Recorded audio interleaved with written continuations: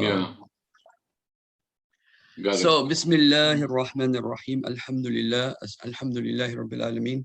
والصلاة والسلام على سيد المرسلين محمد الأمين فقال عز وجل كم من فئة قليلة غلبت فئة كثيرة بإذن الله.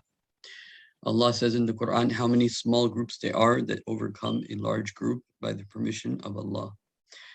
And Dr. Omar, thank you for coming on. And like I said, inshallah, every Tuesday, I want you and me to do this. Last week, I was traveling and it was just it was just not possible. It was not possible. So inshallah. Walaikum assalam. Yeah. So Bismillah. So a very big event has happened in the Muslim world, probably the first major victory Muslims have had in maybe more than a century, in almost a century, that uneducated, people called Taliban, who have now defeated NATO and the US and all of its Muslim alliances, which, by the way, includes Turkey. Mm-hmm. And the US has left and Taliban has taken over. And the US did try to negotiate, and they actually did very good in negotiation aspect of it too. It was very surprising. And the other thing that I'm hearing about, I have not confirmed, is they're also against COVID vaccines. Mm-hmm. So I don't know, it's interesting. Also, just for the viewers, this area of Afghanistan does come in some of the traditions of the Prophet, that in the end times, this place will play a major role. And so the Prophet said, يَخْرُجُونَ مِنَ الْخُرَاسَانِ رَايَةُ السُّودِ, that the black flags will come out of Khorasan. So that includes parts of Iran, parts of Afghanistan, parts of Pakistan, Iran, Afghanistan, Turkmenistan, this whole area. Even though my feeling is that will happen, or that military will happen once all the nation states basically fall. And so I don't, I think Taliban's a good step. They were a good step before because they were the only group because first they were fighting against the Russians, so they were united on that. Once the Russians left, they started to fight amongst themselves. And when they started to fight amongst themselves, then this group Taliban came out that, that brought peace to Afghanistan. They got rid of the poppy seeds, which was affecting the whole world. And they did good things. They had their shortcomings, which I'll maybe get to later on. But the reason I'm bringing up the victory of Afghanistan, or the victory of rather Taliban with you is, these are people who have studied in the madrasa system. So during the Soviet war, these people, they were in Pakistan studying in the madrasa system. And this is where they got their knowledge and their foundations from. And, so now after the Soviets went, they had now opportunity to go back to Afghanistan, and they knew each other because they knew each other through the network of the madrasa system. So these were Afghanis who went in, some of the little girls, they had gotten raped, they got together and said, this can't happen. So that was the good side of it. But I remember, I won't mention who, but one of the scholars of Islam went to meet Taliban, and one of the things that they were discussing was the shura is discussing what color t-shirts the cops should wear, right? Or if people brought money, then they were like, well, we don't really have banks, which I guess is a good thing and a bad thing. But the point is that Taliban is a tribal society, and they at that time didn't necessarily know how to deal with the global world and the global politics and all of that. And somebody really needed to guide them. I think they're in a better space today. I don't know exactly, because time will tell. We don't know. But what I wanted your expertise is that what would make a proper Islamic state? Meaning as a global light that people say, oh, this is where justice is. This is where Islam is actually practiced in its proper sense of the word. This is where, you know, there's no economic, I guess, injustice. And so I wanted to use your expertise, especially when it comes to free, secret societies. How should the people in charge deal with situations? How do they find out about that? How do they deal with that? What would you do? So, Dr. Omar, Well, please let, inshallah, let Allah put something in your heart. And oh gosh, may it please Allah subhanahu wa ta'ala to grant me wisdom, because this is a very sensitive subject at a very sensitive moment, and a lot of people were probably not like some of the things that I say, and perhaps even take them wrongly. Let me say that General Smedley Butler, in a meeting with other contemporaries nearly 100 years ago, made a comment during that meeting of generals and from other countries and whatnot. And he actually said this, business leaders, and he said, look, we, the United States Army, are just the biggest gang, you see. And he then later admitted that he was in the service of the wrong directors, meaning the politicians, and that he was just working for pirates, so to speak, and going around and enforcing their laws and bombing brown-skinned people and people that they'd say are enemies all over the world. And he eventually came to that decision, and then he stopped doing it. And there are other well-known directors of police departments in major metropolitan areas, and they all say the same thing. We've just got the biggest gang, you see.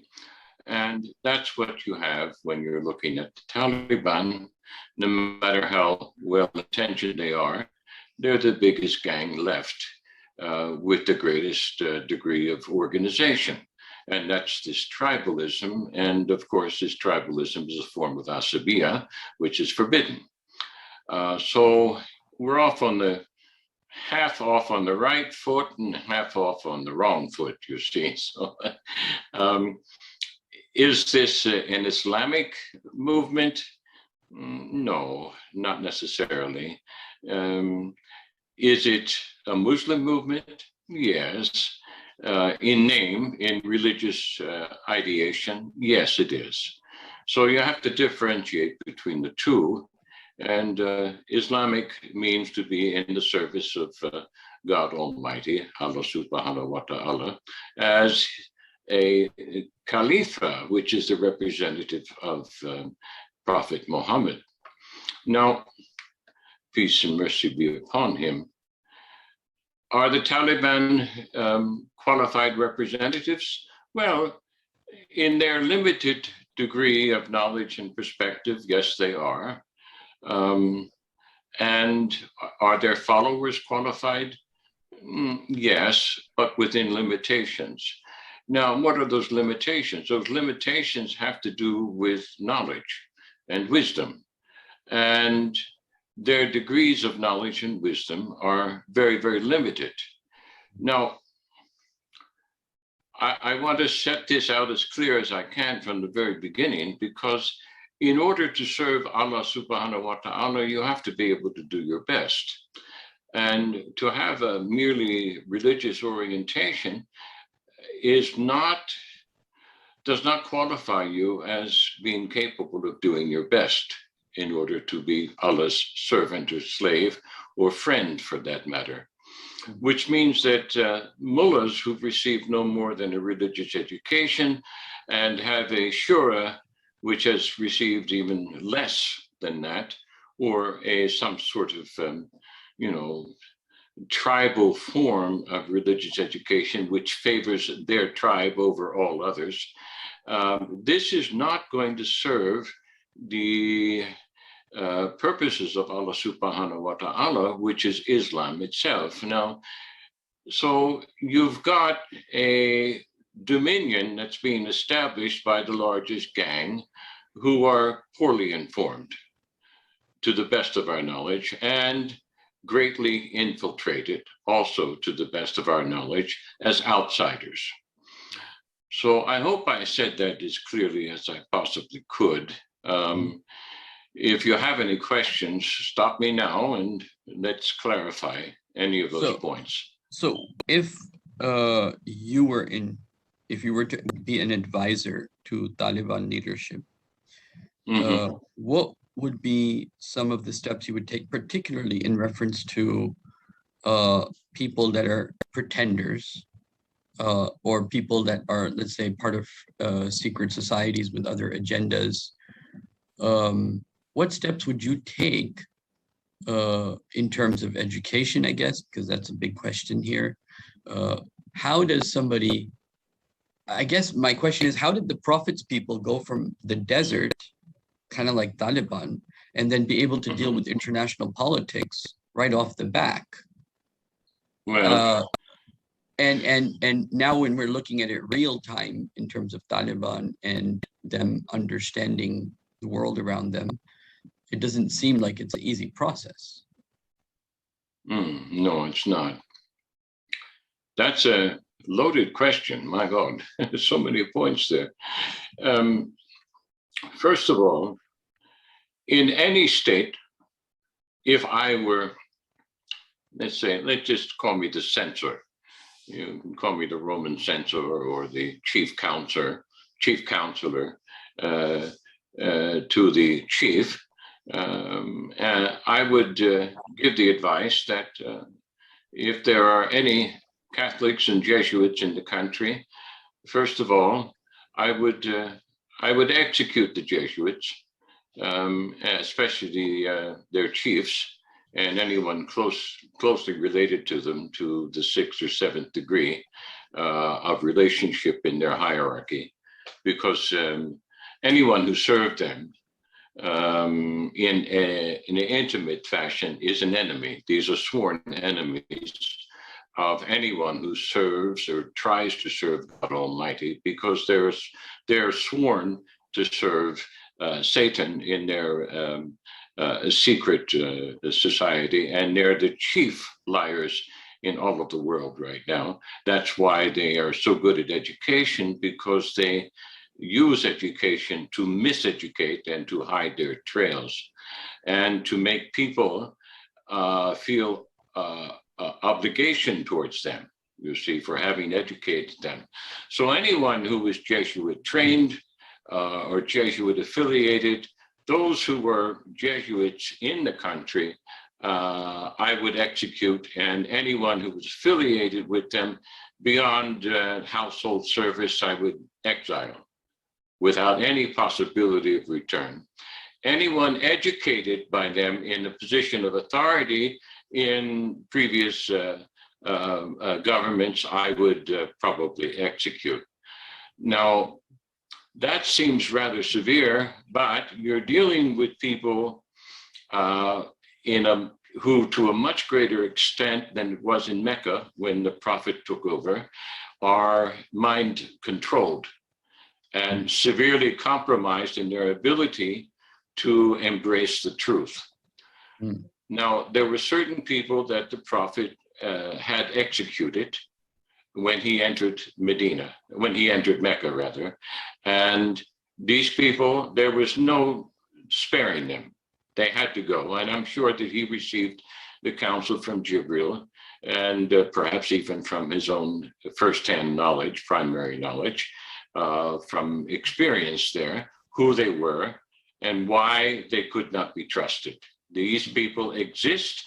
They are referred to in the Quran as those leaders in every nation, every city, who dig themselves into the pit of hell and don't realize it.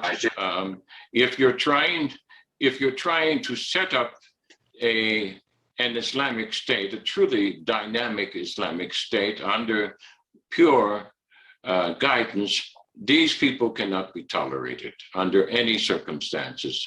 So that's my position.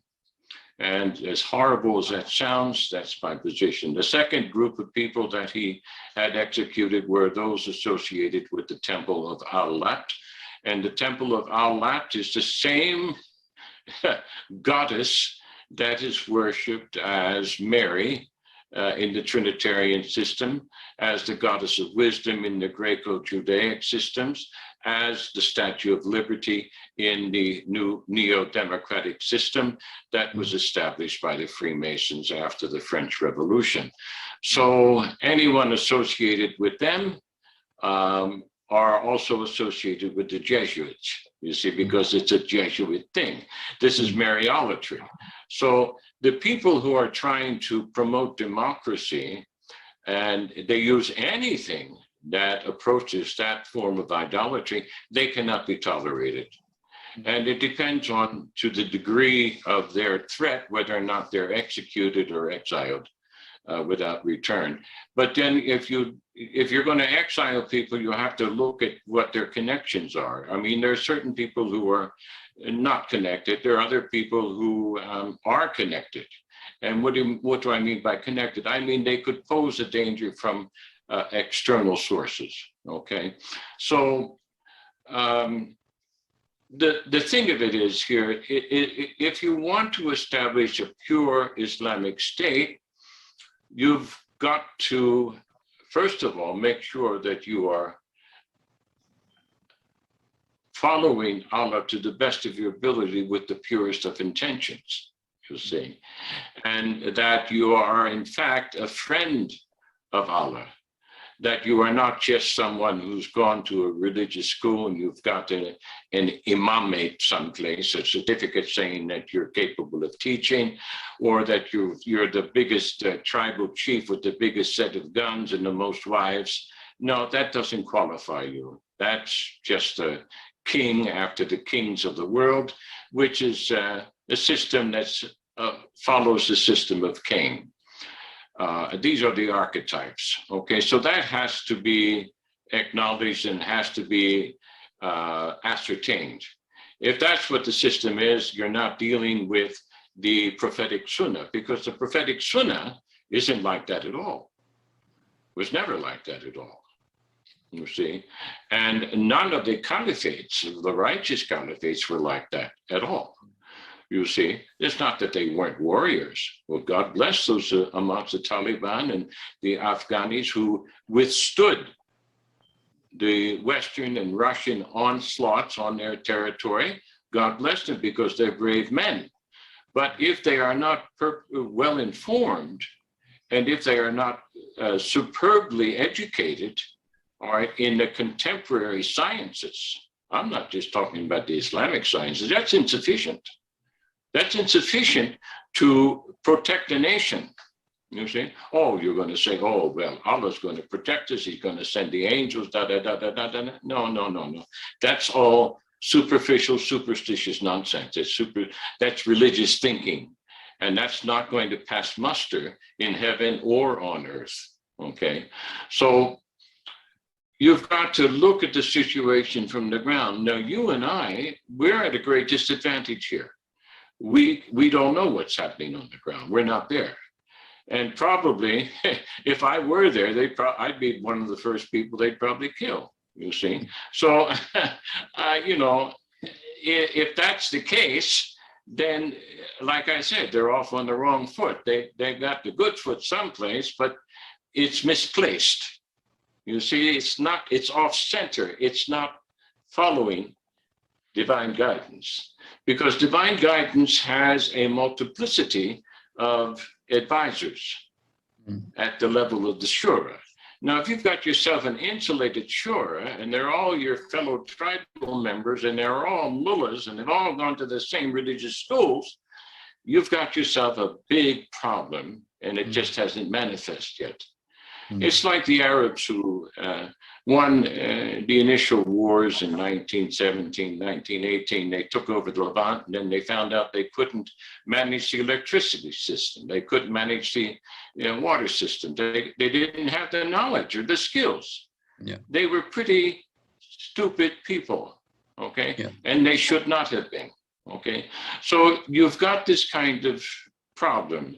When I look at what's happening in Afghanistan compared to the pictures that I remember seeing on National Geographic from 2 or 3 generations ago, there's a big difference. You've got a big ghettoized society there. There's junk everywhere in the street. I'm sure that the women are still carrying water, and nutrition-wise, I wouldn't. And hygienic-wise, I don't think this is a place that people would want to dwell in, for any length of time, unless you were a farmer, and used to the hard life out there in the hills with your goats. That's fine. But these people are talking about far more than goats. They're talking about an international community of people who are gathered in these pseudo-westernized cities, and you've got a bunch of people who don't understand truly what Islam is, and they don't understand the historicity of the world, and they certainly don't understand their enemies. Now, let's not just jump the gun here and say, oh, but God just defeated their enemies. No, he didn't. It's like saying that Viet Cong defeated America. No, they didn't. The American forces, the Western forces in Vietnam, were not allowed to win. It's the same story in Korea. They were not allowed to win. They were not permitted. They always got orders that countermanded the proper measures of warfare that would have allowed them to take territory, hold it, consolidate, and then advance. All right? Well, I'm talking General Patton here. No. General Patton would not have been permitted to practice warfare in Vietnam or in Afghanistan. They would never have given him or anyone of his caliber a command. They've only given commands to the people who are associated with the secret societies that you mentioned, okay? Now, the Army has traditionally been a stronghold for Freemasonry in the West, beginning with the French and crossing the channel to the British. And the world would not be what in the state it is now in if it weren't for the Freemasons. Everyone who is unfamiliar with the Freemasons, and they'll ostensibly say, at the surface level, well, they've done all this good, they've done this, that, and the other thing. Look, the Freemasons have been ruling from behind the scenes for 300 years, and they brought us this chaos. They have brought us COVID. These are the people who've done it, and they're under the Jewish hand, and the Jewish hand is under the Jesuit hand. Okay, that's the truth of the matter. And there's a hand above that. Okay, so what you're talking about is you have a bunch of people running around shooting each other, and they don't know why.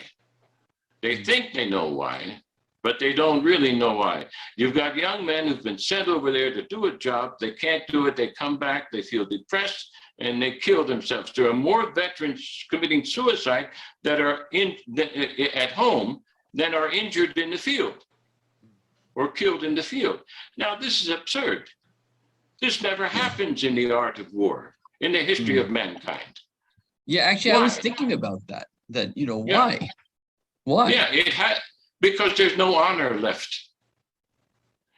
There's no honor left in it. I forget who it is that, what's the man's name? It'll come to me in a minute, maybe. But there's a man who said that the trouble with modern warfare is that it does not allow you to kill the right people. It doesn't permit you to kill the right people. So when you asked me what I would first do, I went right for their head. You see, the right people. See? Mm. It's not Yeah. President Biden. He's a stupid, demented fool. He's wicked, he's corrupt, but he's still a stupid, demented fool. Mm. And you know, they're not, you know, they're no longer responsible for what they're doing until they get to the seat of judgment, and they're taken out of this damaged brain and brought back to sobriety and say, oh my God, that's my soul. Oh Jesus, you know, what am I going to do now? There's nothing you could do now. It's too late, you see. Well, you're dealing with a situation that appears to be a victory, and I'm saying no, it's just a setup for another circumstance which is going to invite even greater chaos, and it's going to invite Muslims to murder other Muslims, which is already taking place. Why do you think those people are running? Are they running from the Taliban because the Taliban are righteous? No. Did the people of Mecca run from the Prophet? No, they did not. They did not. They feared what might happen, and of course the Prophet was merciful. All right. The reports I'm hearing aren't filled with mercy. And maybe some of those reports are propaganda. I don't know. But like I said, you and I are not on the street. We're not on the street there. We're not on the ground. So we can't say, and I don't trust the media. We can't trust them. They've already proven themselves, and it's always scientifically established that they are sociologically and psychologically untrustworthy. All right? Because they have no honor anymore. They work for the almighty dollar or the pound or whatever it is. That's all they concern themselves with. They do not concern themselves with the truth, and those that do concern themselves with the truth have to go into hiding, or they're going to be slaughtered on the spot by people like the Taliban for telling the truth, for speaking the truth. Now, that's not a position that I would want to be in, you see, on the day of judgment and say, oh, but Dr. Omar told you the truth. Why did you shoot him? You see? Now, I wouldn't want to be in that man's position, you see. Now, this is just an imaginative circumstance, but nevertheless, I know that I would be targeted. And you know that as well. You're from that region. Your people are from that region or close enough to it. You know how these men think. These are the same men that kill innocent women just on a rumor. On a rumor, for God's sake. They don't think. They don't pray. They're not guided. They just go through the rituals. They react, okay? And their reaction is triggered by conditioning, and the conditioning is triggered by their education. So if their education, I'm going to go back to the full circle here now, if their education is limited and it does not include wisdom and restraint, they're off on the wrong foot. This is not going to be a guided regime. I mean, look at what's happened in Iran. You see, in Iran, they've got this stupid idea of the perfect man. There's no such thing. It's an ideal that maybe we would all like to strive for, and perhaps, you know, in the next life, we will attain to some degree of, you know, becoming like Adam was before the fall and walk with God as God's friend, and then become the ideal man. But that ideal man doesn't exist in the earth now. And I just want to say one more thing here. Solzhenitsyn said it very, very clearly in many, many ways, in many, many forms. He said, you have to kill the evil within your midst. You cannot let it live. When that, and how do you know what that evil is? The evil manifests itself when it becomes organized and it's systematic. You see, and that's very easy to it's very easy to see, because evil people are selfish. They become like Cain. The archetype is there, and the Quran makes it very clear. He became one of the selfish ones. Now, Cain, Kabil, all right, what did he have to do? He eventually had to pretend to be pious in order to maintain his position as the leader. So I'm telling people to be very cautious about, singing the praises of the black flags, because this area called Khorasan is a very large area, and it's not just Afghanistan. Okay, so I think that's enough for the moment. Let me share with you my experience with the Sure, Afghani sure. brothers. When I was in Egypt, some of the roommates I had were from Afghanistan for a while. I had Afghani brothers, and I do know that their culture is very symbolically Islamic, like externally. And this has always very much bothered me, in a sense that externally, it's all about praying, having the beard. It's like, even if you're not religious, you'll have the beard, right? And even if you're not like honest in your business, you'll still pray. Yeah. And so I do remember actually having a debate with one of the brothers where the Prophet said, Sallallahu Alaihi Wasallam, "Al-ilmu faridatun ala kulli muslimin wa muslimatin," that knowledge is an obligation on every man and women. And we were arguing about, why did the Prophet say women after the men? So he was trying to say that's not important. The women, they just need to learn to be in the household. And so there are these reports. Like, I'll give you another example. There's at least a secondary report that's come to me that there are some Muslim brothers, they pray with their hands down. The Maliki fiqh, the Malikis, they pray with their hands down. But Taliban's very much against the Shia, who also pray with their hands down. Now they caught some people praying with their hands down. Okay, and that became an issue. I'm not sure if I was told they were killed, but anyway, they ran into problems. So it's very much like if you're reading the Quran and the Quran's telling you about the sun, but there's no sun to see and there's no moon to see. And the same thing is with the behavior, meaning from an international perspective, that Allah is talking about the kuffar, or those who reject the truth. And Allah is talking that kind of like the prophetic model. I don't think they're in a balanced place with the prophetic model. And the culture plays, and the culture they use Islam to justify their cultural norms. One of the first things I would like to see Taliban do is to say that the father has to give inheritance according to Islam to the daughters, which they don't tend to do. Yeah. I would like to see them stop practicing with the forbidden sex with the bacha boys.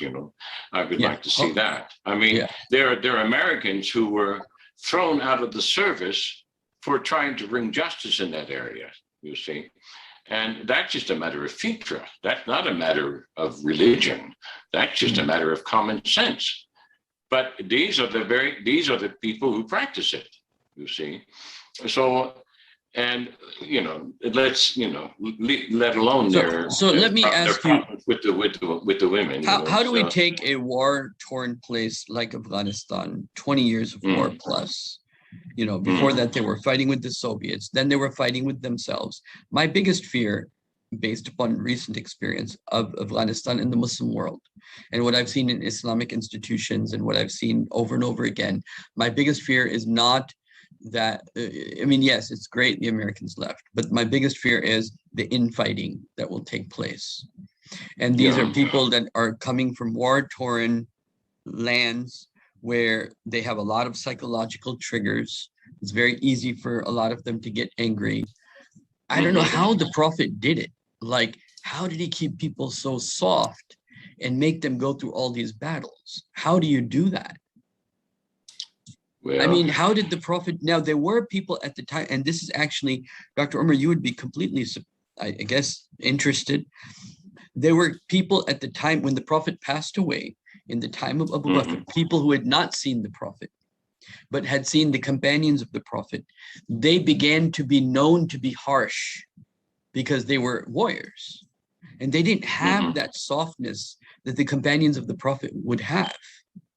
And this became actually an issue amongst the companions of the Prophet that, Yeah. what's wrong with these people? They're fighting for Islam and they're harsh. And so, Yeah. a lot of times the companions of the Prophet wouldn't appoint them as leaders because they were warriors and they were harsh. And this was known Yeah. in the Muslim lands at that time.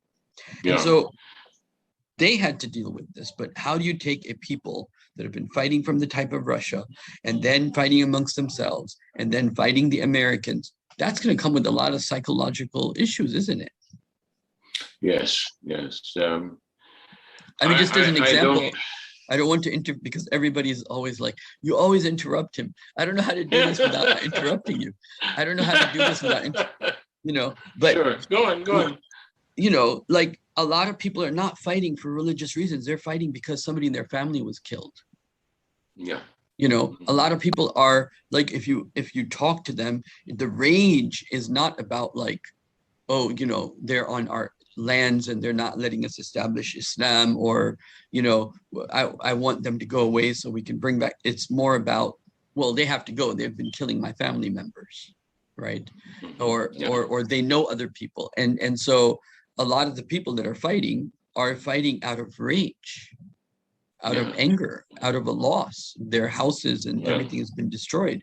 And so how do you take a people like, and this is like a serious question in a sense that that's what's happening in Yemen right now. It's been happening in Syria now. Now it's happening in the Muslim, it's already happened in Afghanistan. What do we do with these young youth that have all these psychological triggers? And then on top of that, you have the Afghani culture. The positive thing is that they have Islam.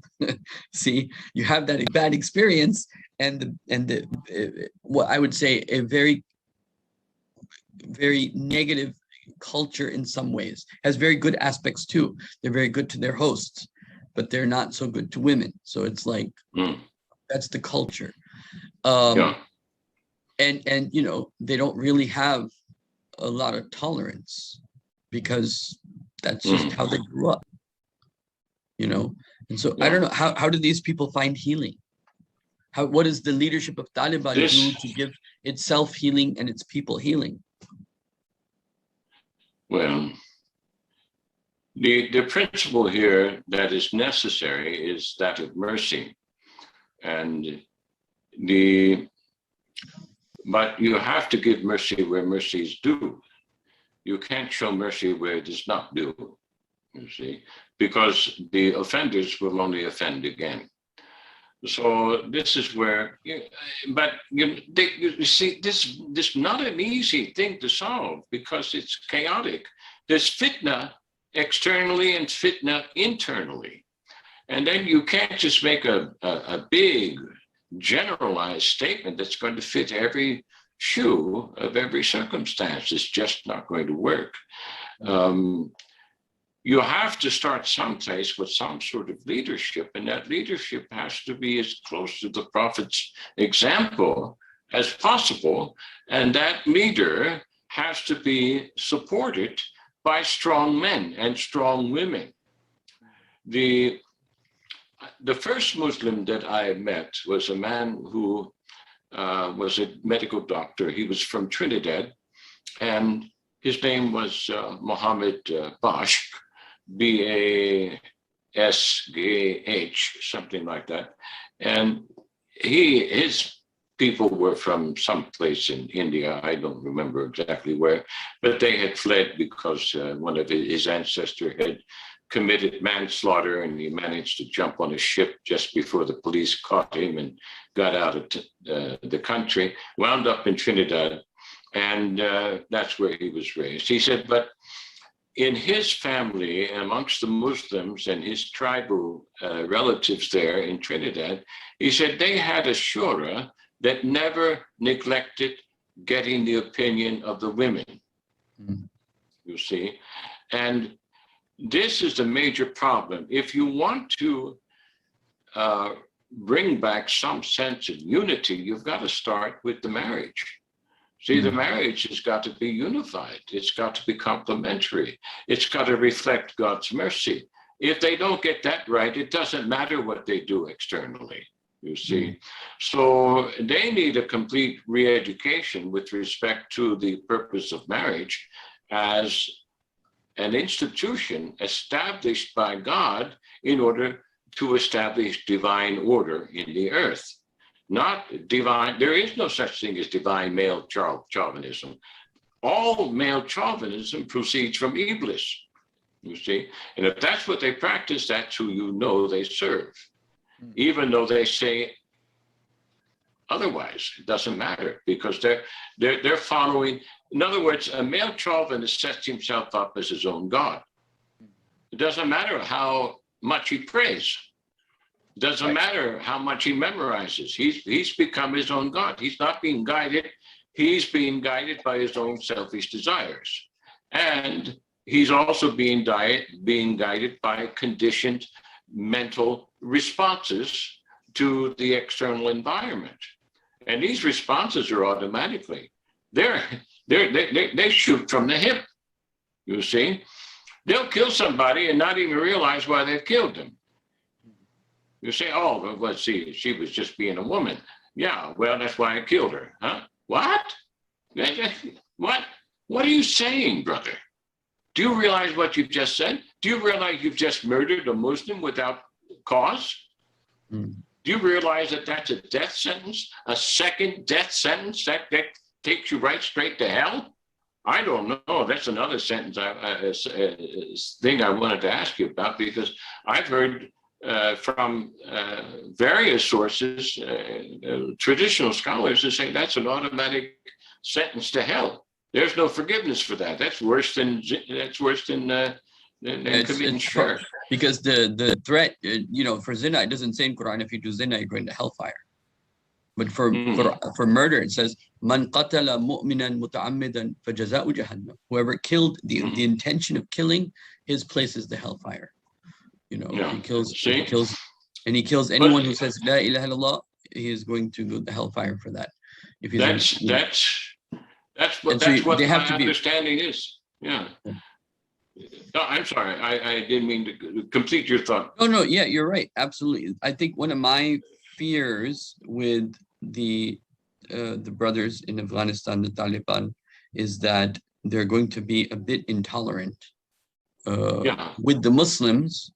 And, like, let's say if there's a Muslim there who says, La ilaha illallah Muhammadur Rasulullah, and whether right or wrong doesn't matter, but they disagree with them for whatever reason, but they believe in Islam, they want to practice Islam, but their version of Islam, whatever it is, right?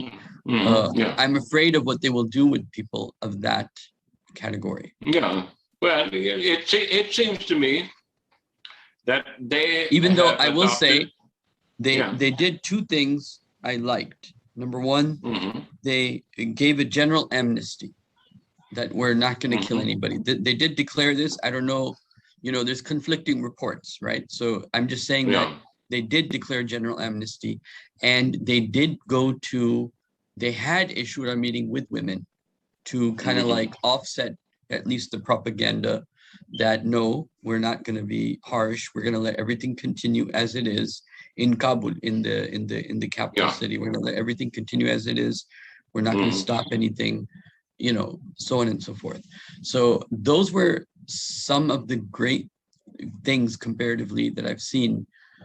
But, the problem is the education they've had, and not the Islamic part of it, but the lack of how the Quran relates to the world, the lack of how the Quran is attached to the world. And so I would say that, my humble feeling is, and I want to know what you think, is that the only way to heal an entire nation is they need to have a moment of, what is it called when you just hold, you don't like execute it, when you like, not amnesty, but there's another word that where you just pause things, but they need to do healing first. Right? They need to go through, they need to realize that they need healing as a people. And before they like apply like criminal law and, you did this crime, one of the scholars of Islam said that the government has no right to punish its people until the government knows it's given its rights to the people. Right. So I liked that statement. I was like, okay, that's interesting. And I think that there needs to be a revival of true Iman, a revival of Quran, and they need a whole generation that grows up not worrying about this law or that law per se, even though that can have its role. But the bigger aspect would be making people love Allah, love the Quran, understand the Quran, get close to the divine words of Allah subhanahu wa ta'ala. I think that would serve as a healing, because the Quran says shifa'un lima fi sudur. Quran is a healing for what's in the hearts. And so outside the Hanafi fiqh and outside the Islamic law, that is there, but that has no use if there's no healing, right? Yeah. So I wanted to just share that with you. Yeah, that's in keeping with what I was trying to bring up with marriage and what Dr. Bosch taught me about his people in Trinidad. He said, I'm a Muslim, he said, but I don't believe in God. And so we were working together as doctors in emergency room at the time. And he said, but I really like the administrative aspects of Muslim law and Muslim governance. He said, at least what my people did in Trinidad and historically. And one of the things they used to do is when the men got together with the council, as it is always in tribal societies, he said before they made any final decision, they always asked the chief women what their opinion was before making the final decision. And the thing about asking the wife's opinion or the women's opinion here is this is where the mercy of Allah enters in, because there's nobody has more mercy for the helpless child, and we're all helpless, even as adults. We all maintain that we go from one state of helplessness to a final state of helplessness. And as one Native American Indian chief said, I don't know why these men make their wives angry. He said, we're born under their knives and we die under their knives, you see. So it's kind of stupid, we got to sleep under their knives too. So anyway, women have this fitra, this instinct to administer mercy, all right, to the helpless child, no matter what the circumstances are, unless they've gone reprobate and lost their mind, whatever the case might be, and that happens sometimes. But when you ask the woman's advice, you are asking the other half of what the Chinese call the yin and the yang of the complete whole. You see, and this is the husband, wife of the complete whole, of the complete dyad, of the complete human being. As long as there's a practice of male chauvinism in the Muslim Ummah, there will be no completeness. And without completeness, you cannot serve Allah as well as without competence that comes from, knowledge. So Dr. Bosch really impressed me with that, because I had already known that was the case amongst certain of the Native American types. They always asked the chief women. Now, when I'm talking about the chief women, these are women who have earned the honor and respect of their inferiors. In other words, the generation under them. So in those societies, you don't have a bunch of youthful upstarts running around writing graffiti all over everybody and everybody's belongings. That just doesn't exist. And if it did exist, you have a certain group of men who go around and beat them until they stop doing it, you see. And they're brought into obedience, submission, if not obedience, at least submission. You see, so in those societies, you had an order. And in the Indian society, where Dr. Bosch came from, the elders, the very ancient elders from the society, would always dwell outside the camp, so they wouldn't interfere with everyday governance. But when the young governors, people from the middle age, got confused, they would go visit the elders and say, look, grandfather, I don't know what to do. Grandma, I don't know what to do here. you see. And the elders were always treated with the greatest respect because they had the greatest wisdom. So, and they never shunned the women. In this Muslim society, the women are being shunned, knowledge is being shunned, and what you have is a bunch of tough guys with guns. And these guns are pretty sophisticated, okay? They are designed to mass murder, okay? And so I wanted to define male chauvinism as in the following way, and I want to have your reflections on it so that when we're talking about the Afghani culture and the male chauvinistic elements in it, I see it more as when the husband sees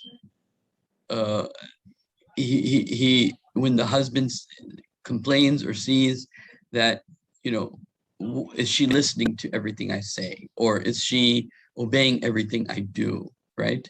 And he dismisses what her opinions are, and he doesn't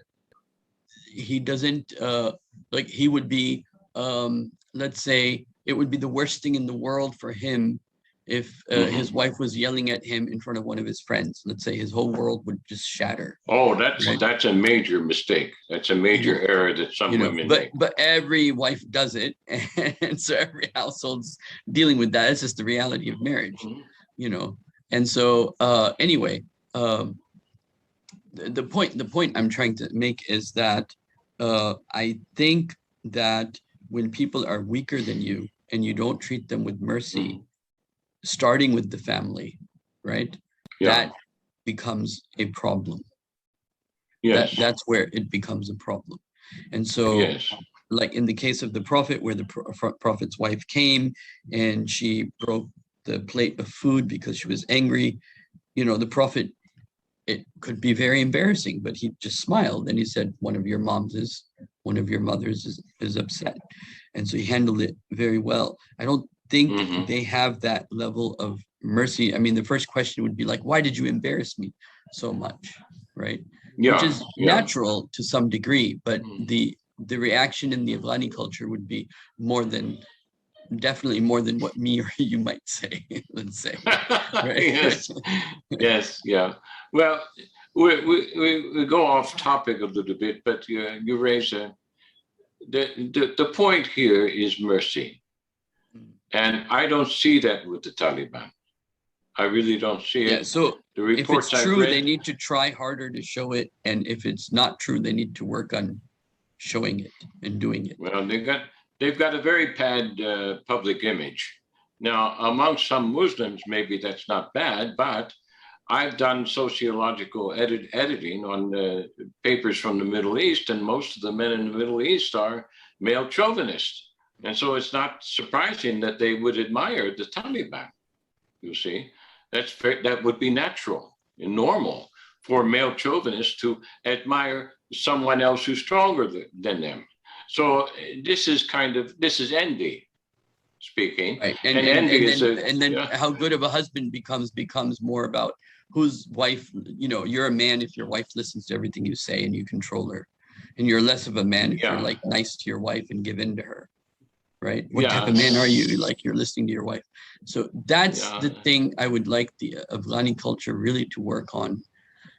Because then if they want to keep the culture, they can keep the culture. But the problem is now all the eyes are on them. And now Islam will be defined by what they do. I think they're being set up to do that, you see. And that's one of my fears. Because this is not without precedent. I mean, there have been cultures which have been exposed to a so-called success, and then they've fallen under their own inability to manage that success. And there are several examples historically. And I think that this is a tactic that's used by their enemies against them. You see, okay, we've got enough out of them. We stole You see, Afghanistan was not about defending the Afghans from Russian tyranny or whatever the case might be, or even from the Taliban. Afghanistan was about stealing trillions of dollars over a period of 20 years. Okay. And into military industrial contracts that were meaningless. Most of that money went offshore. So if you want to know what the truth is, you go follow the money. And it's not necessarily about the opium, also, although the opium's part of it. I mean, that opium has gone abroad to ruin the last generation of the underbelly of societies in several Western countries, not to mention Iran and some of the local societies in and around where the poppy fields grew. So the point here is that I'm afraid they've been set up. You see, because what the leaders do, the occult leaders do, is they say, okay, we're going to use this for that, this, that, and the next. We're going to use this set of circumstances for this, that, and the next purposes. And once we've got what we can out of it, we'll just withdraw because the disheartened U.S. forces have come back, and they are no longer as loyal as they once were, or as bold and brave and as honorable as they once were. And the same for the British country. So all of these countries have been, how should I say, they've been undermined because, as I said before, there's no honor in this kind of war. There's no honor in it at all. Yeah, I mean, there are reports, like verified reports, where American soldiers were stationed to protect poppy fields. Yes. Of the warlords of Afghanistan. Yes. So there's no honor.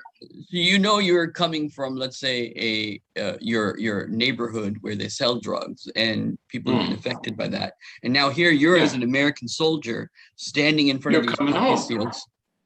And you defended that opium. You defended that opium. Right. So this is demoralization. The term is demoralization. It's purposeful. So after 20 years of it, you see the wicked leaders at the top of the cult, they say, okay, well, we've demoralized this generation. They're not going to be able to stand against us. They don't have the courage or the moral turpitude to do it anymore. They don't trust anybody. They don't trust their leadership, and that's what they want. Look, they gave America Obama. Now they've given them Biden. They gave him Trump. None of them were trustworthy individuals. So you've got, 3 regencies here that have just destroyed any kind of trustworthiness in the government. And now you've got this COVID thing, and it split the country right down the middle here. You've got a bunch of morons and idiots saying, okay, get the vaccine. And you got look, they just did, I think I sent you this study. The greatest number of people who don't want the vaccines are amongst the PhD, the highest educated group in the countries. They won't take it. And the PhDs are the ones who teach the doctors. And now the doctors that were opposing what I was saying before, some of them that I had personal connect, that were like, no, you're wrong, have now come back to me and said, you know what, I think there is something going on here. So a lot of them are waking up. Going on. Yeah, but let's get back to the demoralization theme. So on the one hand, the Western nations have been demoralized individually, independently. Anyone who's entered into the fray, they all come home demoralized. The entire generation now, 20 years of young men and their leaders who come back demoralized. And, if they don't do dope, at least they go home and drink themselves to sleep every night. This is not good. All right. Then you've got the chaos left behind. And in the meantime, how many trillions have gone into the black pockets, you see, of the taxpayers' dollars? So this is a win-win situation for Iblis. And the people of Iblis. The hand of Iblis is winning every which way you turn here. And the next step is you create so much fitna amongst all of these people, so much demoralization and so much false hope, which is what I think is being placed in the Taliban right now. May God. May Allah give them all the success. May I be wrong about this, yes, but inshallah, I don't think so. Inshallah. Yeah, inshallah. I mean, but I don't think so. The reality doesn't seem to show it. No, it doesn't show it. So you've got these people set up to fail. They're being set up to fail. It's another set of false hope. And they know, see, this is predictive. Psychology, sociology and psychology, these are pretty exact sciences now. And when you're dealing with a nation and nations that have been mind controlled through education and through Bollywood over the last 20, 30 years, you can pretty much predict what the outcome's going to be. And look, the Prophet said, look, your women are going to run after Al-Dajjal, and if you tie them down, okay, that's not a light statement. Hello? So, Dr. Omar, we were talking about, you were making the connection between, well, the way I read what you were saying partly is that, number one, the shaitan wins either way. If they don't play their cards right. And I remember that one time when Hamas won the elections in Palestine and people were like, oh, they're going to bring Islam and, they're going to establish the Sharia. And I remember one of the articles, I forget the specifics, who said what, but one of the comments is that they're going to let Hamas come and they're going to let them fail. So that people become, they don't like Islam, and they're like, oh, we don't want to have anything to do with these Islamic groups, and they end up giving Islam. That's pretty much it. So this is not the kind of it's a Pyrrhic victory, and one can always say, okay, well, it's the graveyard of the nations, it's a graveyard of empires, and that's also to the advantage of the Afghanis, no matter what their religious persuasion is, or no matter what their cult affability is, you see, that mountainous terrain is to their advantage. They go and come and disappear. They've got the advantage of a guerrilla warfare of attrition that is just going on for forever. All right, you can say to a certain extent, it's not a nation that could be conquered, but that doesn't make it an Islamic empire or an Islamic state. It just makes it an environment that Allah created, which is very, very difficult to manage, even if you live there. Okay, The thing is that I want to try and get the point across here. I was trying to get the point across here is that you've got to overcome this male chauvinism in any approach to Islam. It doesn't matter, if you're coming from Kandahar or or New York. It doesn't really matter. You can't have the male chauvinist approach and think you're going to be guided and given the victory and dominion by Allah subhanahu wa ta'ala. God doesn't work that way, you see. And I think that's very clear, and I don't think it can be argued against. Only the dim-witted morons and idiots, uneducated people with compounded ignorance are going to argue against that position, you see. So the point of it is that if you want to establish the kingdom, and if you want to establish an Islamic state, and you want to people outside of Islam to speak well of you, you've got to show mercy. And you've got to show that you can be trusted as well as feared. But which comes first? Trust. I mean, the Meccans trusted Muhammad before they feared him. They learned to fear him too late, and to their great dismay. Okay, but in the end, those who became Muslims, they then got the better deal. You see, so in God's mercy, first comes the trust, then comes the fear. But in the trust and the fear, throughout the trust and the fear, the mercy is always there, always, before, in the middle, and after. You see, mercy is always there, and ever merciful, and all merciful, and all knowing.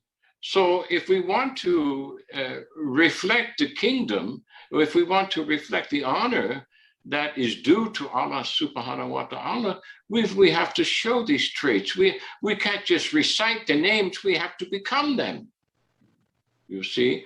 And if they're not becoming them, and they're tolerating bacha boys and the imams who violate these young innocents, you see, this is not the kingdom of Allah, not at all. It's the exact opposite. You see, so I'm reserving judgment here, and I'm saying, yeah, they're being set up to fail in my eye, and I think that the wise amongst the evil, if you can accept that terminology, the wise amongst the evil, the evil genius. The evil genius. They know this, and they've set it all up. Okay, well, we've raped it, we've taken it for all we can now. It's time to establish the New World Order in Jerusalem. We'll just let them fail, let them, just destroy the country, what we've left of it, you see, and we'll go on about our business, and the demoralization is complete. Matter of fact, it's a flood of demoralization, and it will complete. And you're going to see more of these women out in the street with their hands raised like they were in Iraq. Where is the God of Muhammad over the dead bodies of their children and husbands and cousins and sisters? Yeah, so the real test of Taliban begins now. And yes, if Allah guides them, then that's Alhamdulillah. And that's what I hope for. But they have a lot to compete against their own culture, their own, they have to admit that they need help, that they need advice, they need to be informed. So they're working against a lot. It begins with tawbah. You see, if they hear this message and they speak against it and they don't repent, then the mercy and the grace that they need for this divine guidance and what you just prayed for will not arrive. It's very simple. It's a divine principle. It's a spiritual law. This is spiritual determinism. And as I said before, it is above Sharia, you see. There is no Sharia without the principles of spiritual determinism being followed. Yes, absolutely. And the Sunnah of Allah comes before the Sharia, and and so if they do true tawbah and they imbibe the spirit of Islam, not just externalities, but if they really have the spirit of Islam, then Allah can turn their plans against whatever the plans are against them. Allah can turn their plans against themselves. The Muslims were so turn happy. The whole thing around. Muslims were so happy when at first Afghanistan beat Russia, and Afghanistan Russians left, and Muslims thought, okay, now this is our chance to establish Islam and show the world. And what ended up happening, we ended up fighting ourselves. So this is the most critical point in terms of even recent history, when they defeated Afghanistan. Now, when the US will leave, everyone's going to be like, okay, who's going to be the governor? Who's going to be the power? Who's going to, do this? And this is my version of Islam versus your version of Islam. All these things are going to they're going to have to deal with themselves. Because as long as you have a common enemy, you can unite on a common enemy. But now you have to, now you have to deal with yourself. And I think that's a lot harder. Yeah. It's like you have to take a long, hard look in the mirror. Yep. And then a lot of prayer of time and seeking Allah's mercy and guidance. May Allah give them Inshallah. the ability to do that, inshallah. Okay. Alhamdulillah. Thank you very Ameen. much. Jazakumullah khairan. Thank you for your thoughts. And inshallah, Jazakumullah khairan. Assalamu alaikum. Wassalamu alaikum wa rahmatullahi wa barakatuh, brothers. Alaikum assalam. Inshallah, we'll meet again next week. Inshallah.